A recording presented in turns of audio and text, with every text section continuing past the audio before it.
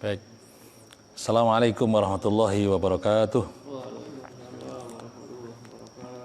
Alhamdulillahilladzi ahyana ba'da ma amatana wa ilaihin nusyur. Asyhadu an la ilaha illallah wahdahu la syarikalah. Wa asyhadu anna Muhammadan abduhu wa rasuluhu la nabiyya ba'dah. Allahumma salli wa sallim wa barik ala sayyidina Muhammadin wa ala alihi wa sahbihi wa sallim ajma'in, amma ba'd. Bapak saudara sekalian, jamaah salat subuh yang berbahagia, alhamdulillah. Puji syukur kehadirat Allah Subhanahu wa taala atas limpahan karunia, nikmat dan anugerahnya, sehingga pada kesempatan pagi hari ini kita bisa dimudahkan olehnya untuk bangun dan menjalankan salat subuh dengan berjamaah. Salawat dan salam semoga Allah limpahkan dan curahkan pada junjungan kita Nabi Agung Muhammad sallallahu alaihi wasallam serta para keluarga, para sahabat dan para pengikutnya yang setia hingga yaumul qiyamah, dan semoga syafaat beliau untuk kita sekalian, amin ya rabbal alamin. Baik saudara sekalian, kita lanjutkan ngaji kita kitab tauhid, yaitu tiba pada pertanyaan yang ketiga. Di sini dikatakan bahwa bismillahirrahmanirrahim, kaifa na'budullaha, kaifa na'budullaha, yaitu bagaimana na'budu, kayak kita menyembah Allah kepada Allah. Jadi bagaimana kita menyembah kepada Allah, na'budu, kami menyembah Allah kepada Allah. Jadi Allah itu menjadi maf'ul bih. Kaifa, bagaimana, na'budu, kami menyembah Allah kepada Allah Subhanahu wa ta'ala. Kemudian jawabnya adalah kama amaranallahu wa rasuluhu. Kama amaranallahu wa rasuluhu. Jadi kita perhatikan juga kaidah nahwunya supaya kita sedikit demi sedikit ngerti tentang kaidah nahwu. Kama sebagaimana, amara telah memerintahkan, nah kepada kita, kepada kami, Allahu, Allah Subhanahu wa ta'ala, wa rasuluhu, dan rasulnya Allah, utusannya Allah.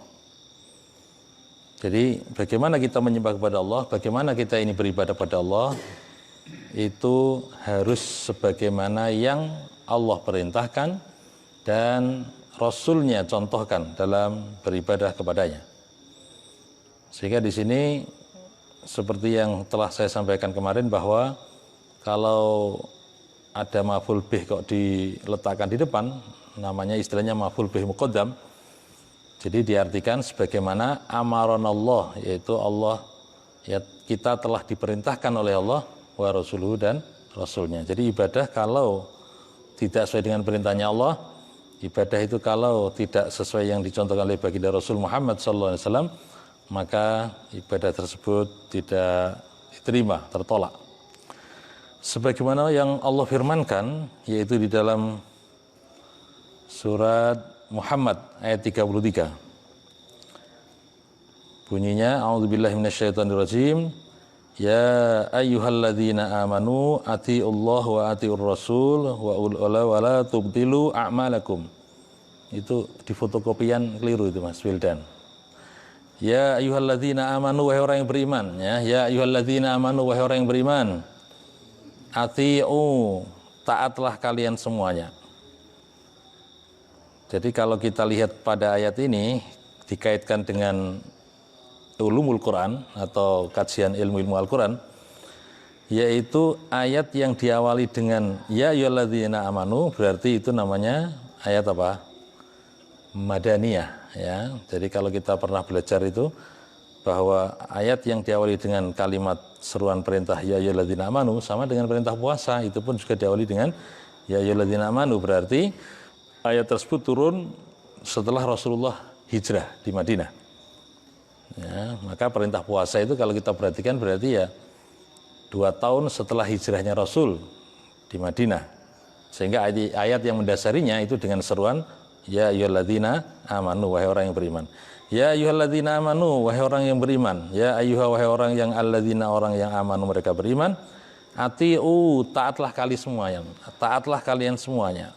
Fi'il amar yang memerintahkan kepada banyak orang atau jamak, ya. Ati'u, taatlah kalian semuanya Allah kepada Allah. Wa ati'u, dan ta'alah kalian semuanya ar-rasula, kepada Rasul Muhammad sallallahu alaihi wasallam. Wa la tubtilu a'mal, dan janganlah engkau batalkan atau jangan engkau sia-siakan a'malakum, amal-amal kalian. Baik, jadi ayat ini yang mendasarinya kenapa kita ini dalam beribadah, kenapa kita ini dalam menyembah kepada Allah Subhanahu wa taala itu harus sesuai dengan yang diperintahkan oleh Allah dan yang dicontohkan oleh baginda Rasul Muhammad sallallahu alaihi wasallam. Kemudian di sini dilanjutkan waqala Rasulullah sallallahu alaihi wasallam. Ini dasar hadisnya. Waqala, dan bersabda, siapa yang bersabda itu Rasulullah, Rasulnya Allah Subhanahu wa taala sallallahu, semoga Allah memberikan rahmatnya alaihi, atas Rasulullah, yaitu wasallama, dan keselamatannya. Apa sabda Rasul di sini adalah man amila amalan, man barang siapa amila beramal, amalan sebuah amalan, laisa yang tidak ada alaihi atasnya amalan tadi, amruna yaitu yang sesuai dengan urusan kami, fahuwa maka amalan tadi adalah raddun, tertolak. Yang dimaksud dengan raddun itu apa? Ai ghairu maqbul, yang dimaksud tertolak di situ adalah ghairu maqbul, yaitu tidak diterima. Riwayat Muslim, rawahu Muslim, diriwayatkan oleh Muslim. Baik, ini dasar yang kedua dari hadis Rasul bahwa barang siapa yang beramal, ya, barang siapa yang melakukan suatu aktivitas amal yang mana amal tadi istilahnya tidak termasuk dalam urusan agama kami, agamanya Rasulullah maksudnya, maka amalan tersebut tertolak, ya, bahwa raddun. Baik, kemudian yang keempat, pertanyaan adalah hal na'budullaha khaufan wa tama'an. Apakah na'budu, kami menyembah Allah kepada Allah?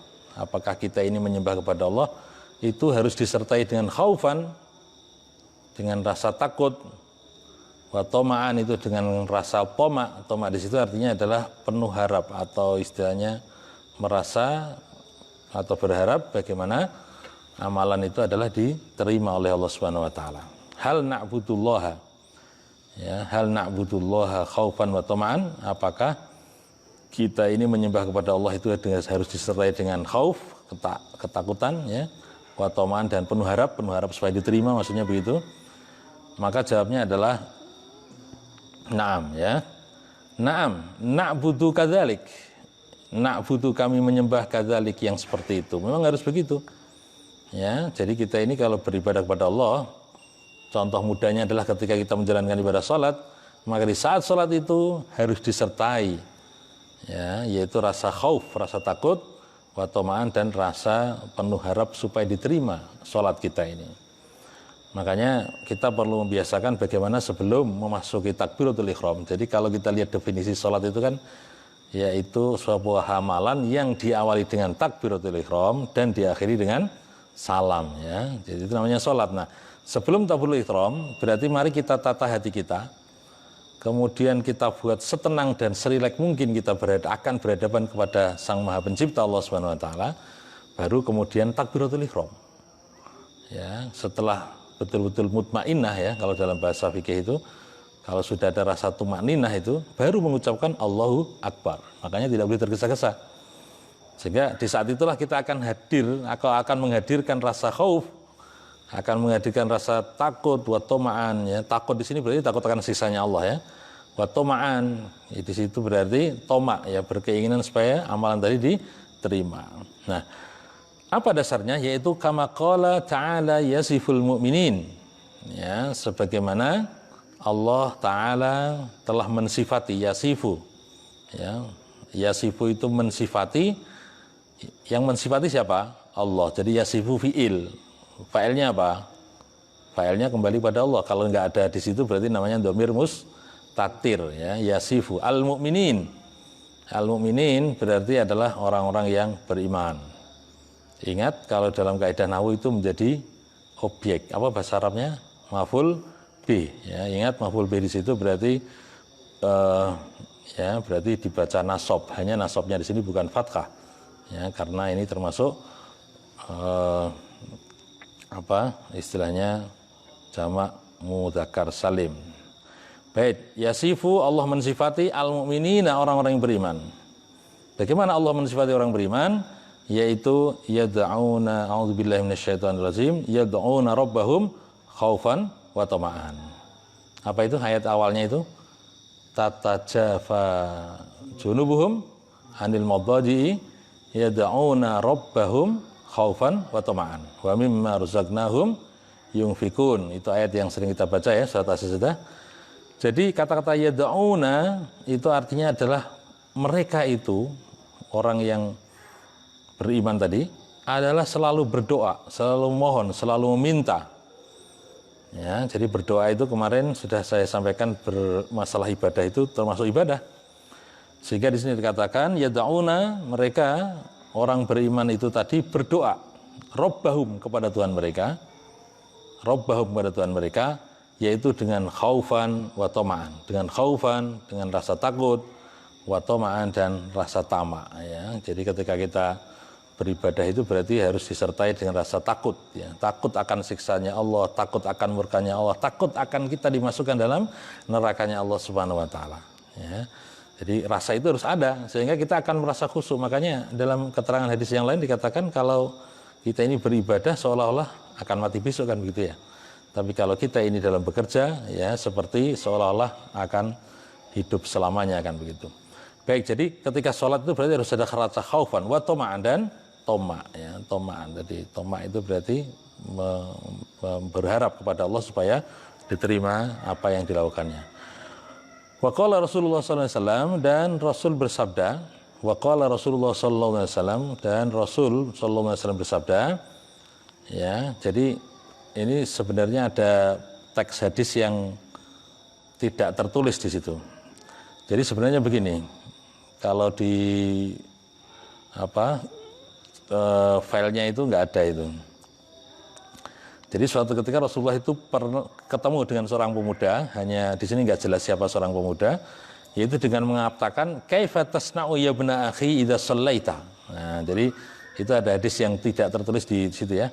Jadi suatu ketika Rasul ini pernah ketemu dengan seorang pemuda, yaitu dengan mengatakan kaifa tasna'u ya ibna akhi idza shallaita. Kaifa bagaimana tasna'u kamu berbuat ya ibna akhi wahai anak saudaraku, maksudnya keponanya Rasul itu. Idza shallaita apabila kamu salat gitu kan. Jadi idza shallaita apabila kamu salat, wahai pemuda, wahai ponakanku, ketika kamu salat itu apa yang kamu lakukan? Baru kemudian pemuda tadi mengatakan as'alullah. Jadi kata-kata as'alullah itu bukan perkataannya Rasul, tapi seorang pemuda yang ditanya oleh Rasulullah sallallahu alaihi wasallam. As'alullah al-jannata wa a'udzu bihi minan nar. Jadi pemuda tadi menjawab yaitu as'alullah, as'alu saya minta, kata pemuda tadi. As'alu saya meminta Allah, yaitu meminta memohon kepada Allah Subhanahu wa taala yaitu dengan al-jannah, surga. Wa a'udzu dan aku berlindung bihi ya, dengan Allah ini adalah minan nar, yaitu dari siksanya api neraka. Jadi pemuda tadi jawabannya tegas di hadapan Rasulullah. Bagaimana ketika sholat? Jawabannya adalah as'alullah, saya minta mohon pada Allah yaitu surga. Wa'udhu dan saya berlindung pada Allah ini yaitu minan nar, dari siksa api neraka. Sahihun rawahu Abu Dawud. Jadi hadis ini sahih, diriwayatkan oleh Abu Dawud. Baik, kemudian yang kelima. Nah, ini pertanyaan kelima adalah ma huwal ihsanu fil ibadah. Apa yang dimaksud dengan ihsan? Ya, ma huwa al ihsan fil ibadah. Apa sih yang dimaksud dengan al ihsan fil ibadah? Fil ibadati, ingat bacanya adalah kasrah karena ada huruf jar, fil ibadati. Ma huwal ihsanu fil ibadati? Al ihsanu huwa muraqabatullahi ta'ala fil ibadah. Huwa muraqabatullahi ta'ala. Ingat harakatnya jangan sampai keliru. Al-ihsanu huwa muraqabatullahi ta'ala fil ibadati.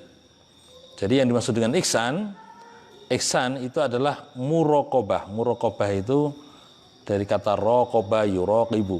Ya, kemudian masdarnya adalah muraqabatan. Ya, di sini artinya merasa diawasi. Jadi muraqabah itu artinya adalah merasa diawasi oleh Allah Subhanahu wa taala fil ibadah, di dalam ibadah. Jadi kalau kita sedang beribadah ini berarti harus ada rasa ihsan. Nah, itulah maka ihsan itu sebenarnya merupakan perubahan sikap ya yang dimiliki orang beriman setelah dia punya keimanan yang benar ya, kemudian dia mempraktekkan dalam amaliyah ibadahnya itu selalu merasa muraqabatullah, selalu merasa diawasi oleh Allah Subhanahu wa taala fil ibadah, di dalam ibadah. Sehingga di saat sholat misalnya tadi ya merasa betul Allah itu menyaksikan, Allah mengawasi ya, Allah menyaksikan kepada diri kita di saat sedang sholat ya. Baik, ayatnya apa? Qala ta'ala a'udzubillahi minasyaitonirrajim. Alladzi yaraka khina taqumu wa taqallubaka fis sajidin. Ya. Jadi di sini Allah berfirman, alladzi yaraka, Allah adalah yang yaraka, melihat dirimu. Hina taqumu, ketika kamu berdiri. Jadi Allah melihat diri kita ini, Allah melihat kamu khina taqum, ketika kamu berdiri. Wa taqallubaka, dan ketika kamu berpindah atau berubah, atau istilahnya ketika bergerak ya. Qallaba yuqallibu itu kalau ada doa ya muqallibal qulub, apa itu lanjutannya? Sabbit qalbi ala dinik. Itu doa yang dibaca biasanya sebelum salam. Jadi setelah baca tahiyat akhir itu innaka hamidum majid, maka pakai doa yaitu ya muqallibal qulub sabbit qalbi ala dinik. Jadi ya Allah ya Tuhanku ya, Engkau adalah zat yang menggerakkan hati ya. Jadi maka qallaba yuqallib itu bergerak. Di sini dikatakan berarti wa taqallubaka, dan pergerakan atau perubahan gerakmu fis sajidin, ketika sujud ya. Jadi Allah lah yang melihat kamu ketika kamu berdiri untuk salat ya, dan melihat pula perubahan gerak badanmu di antara orang-orang yang sujud. As-sajidin jamak. Kalau sajidun satu orang, jadi kalau sajiduna ya, itu berarti orang yang bersujud banyak. Tapi kenapa ini ada ya nun? Karena ada huruf apa? Jar, fis sajidina. Jadi ayat ini mengatakan alladzi yaraka khina taqumu, yaitu Allah lah yang telah melihat dirimu khina taqumu, ketika kamu berdiri. Wa taqallubaka fis sajidin, wa taqallubaka, dan menyaksikan perubahan gerak kamu fis sajidin, ketika sujud. Baik, jadi itu ayatnya. Kemudian hadisnya. Nah, ini hadis yang sangat masyhur, hadis yang sangat terkenal, yaitu terutama ketika kita mengkaji hadis Al-Arba'in An-Nawawiyah. Ya, ketika kita melihat hadis itu bagaimana Rasulullah saat itu ditanya oleh seorang laki-laki yang tidak dikenal, tapi wajahnya rupawan, berpakaian serba putih, nampak dari diri sosoknya itu memang orang asing begitu ya. Kemudian tapi walaupun dari jauh tidak kelihatan kotor itu. Siapa itu? Malaikat Jibril ya. Jadi baik. Jadi apa itu ihsan? Ihsan itu adalah al-ihsan. Wa qala Rasulullah sallallahu alaihi wasallam, qala Rasulullah, qala, telah bersabda Rasulullah utusan Allah Subhanahu wa taala sallallahu alaihi wasallam, al-ihsanu huwa an ta'budallaha ka'annaka tarahu. Fa illam takun tarahu fa innahu yaraka. Jadi al-ihsan, yang dimaksud dengan ihsan itu huwa, dia ihsan adalah an ta'buda, kamu menyembah Allah, kepada Allah, ka'annaka, seolah-olah ya dirimu itu tarahu, melihat Allah. Jadi ketika kita ini beribadah, ka'annaka tarus, kita ini seolah-olah menyembah, kita seolah-olah itu melihat Allah. Jadi ihsan itu adalah an ta'budallah, engkau menyembah kepada Allah, ka'annaka, seolah-olah dirimu itu adalah tarahu, melihat Allah Subhanahu wa taala. Fa illam takun tarahu, fa illam takun tarahu ya, fa illam, maka jika tidak takun kamu adalah tarahu, melihatnya, melihat Allah, fa innahu, maka harus yakin kita ini bahwasanya Allah Subhanahu wa taala adalah yaraka. Yaraka di situ artinya adalah melihat dirimu. Rawahu Muslim, Diriwayatkan hadis ini oleh Muslim. Baik, saya ulangi lagi, hadis Rasul ini menjelaskan tentang makna ihsan ya. Ihsan ya. Jadi ihsan itu dalam beribadah berarti anta'budallah, kita ini menyembah kepada Allah seolah-olah kita ini melihatnya. Ya. Jadi sebenarnya kalau kita secara kasat mata atau mungkin secara penglihatan kita nggak bisa melihat Allah ya, tapi kita merasa ya bahwa kehadiran Allah itu senantiasa ada pada diri kita. Maka ada istilah khudur fil qalb ya. Khudur fil qalb itu artinya adalah hadir di dalam diri hati kita ini. Ya, hati kita ini merasakan ya bagaimana kehadiran dari Allah Subhanahu wa taala. Tapi hadis ini mengatakan fa'ilam takun tarahu, kalau memang kita nggak bisa melihat Allah dan memang nggak bisa lihat kan itu, tapi fa'innahu yara, kita harus yakin betul bahwa Allah adalah menyaksikan, Allah adalah melihat, Allah adalah mengawasi ya, dan Allah adalah selalu memperhatikan gitu ya apa-apa yang kita lakukan di saat kita sholat. Makanya kalau kita kaitkan dengan ayat yang di atas tadi bahwa gerak-gerik kita ketika berdiri, gerak-gerik kita ketika ruku, ketika sujud itu adalah Allah itu yaraka ya, alladzi yaraka hina taqum. Jadi Allah lah ya yang mana Allah selalu melihat dirimu ketika kamu berdiri ya, ketika kamu bergerak menuju ke ruku, sujud ya, tahiyat awal, tahiyat akhir dan salam, itu berarti Allah menyaksikan. Baik teman-teman sekalian yang berbahagia, kajian subuh saya kira sampai di sini dulu.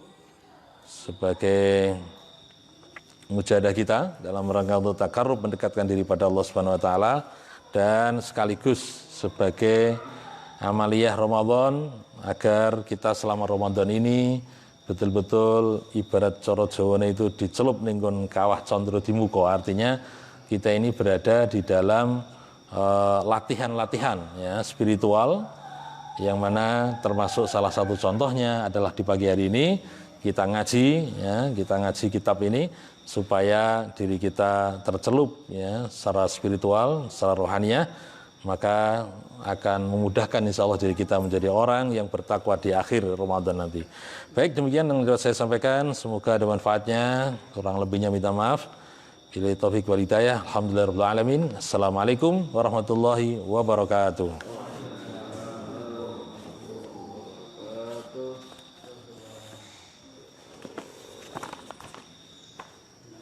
Alhamdulillah.